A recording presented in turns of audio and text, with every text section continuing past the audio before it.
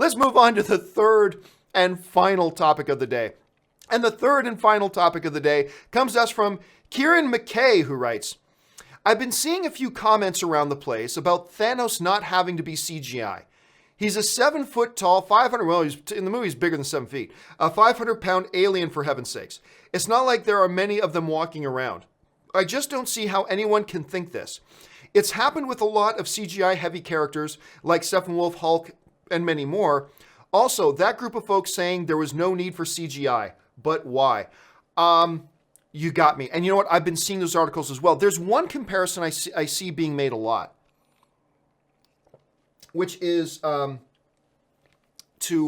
Guillermo del Toro's The Shape of Water. By the way, guys, magnificent film. If you still haven't seen it, you should see it. Now, of course, you have The Shape of Water, and it's a man-in-suit costume. And the great Doug Jones, who does basically all of Guillermo del Toro's man-in-suit stuff. And by the way, Doug Jones is also in Star Trek, Discovery,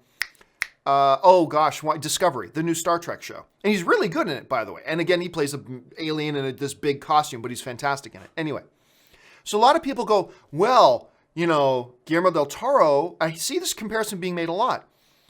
The monster in Shape of Water was man in costume, and it was great. It's like, oh gosh, but they were two totally different types of characters. Because you want to see 90% of the creature in The Shape of Water? Here it is. I'm about to give you 90% of the shots and scenes of the monster in Shape of Water. Ready? And a lot of blinking. That's the performance. All right. Now, that's the performance that you wanted from that creature. So it's perfect. But that's the performance. You know, I mean, that's it.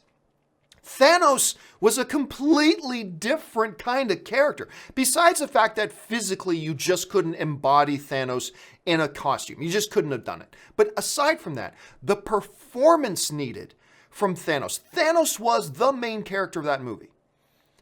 And the depth of emotion and the dialogue and the action and the fighting and all that kind of stuff. Look, Doug Jones in The Shape of Water just had to do this. I mean, that's different from what you needed from Thanos.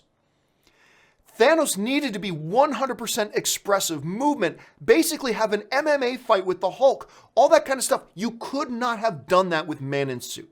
It just couldn't have been done. Now, so I understand where some people are coming from when they want to compare it to, say, like Shape of Water, because yes, that was perfect in Shape of Water, because that creature, that character, if you will, that's all that was needed to be perfect.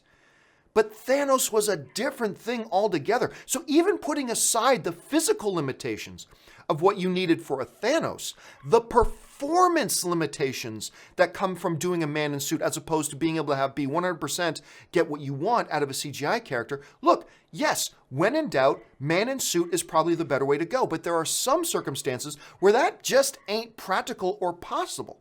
So you needed to go CGI, and I personally think CGI was absolutely the right way to go for Thanos. But anyway, that's just how I feel it. All right, guys, listen, it's time now for us.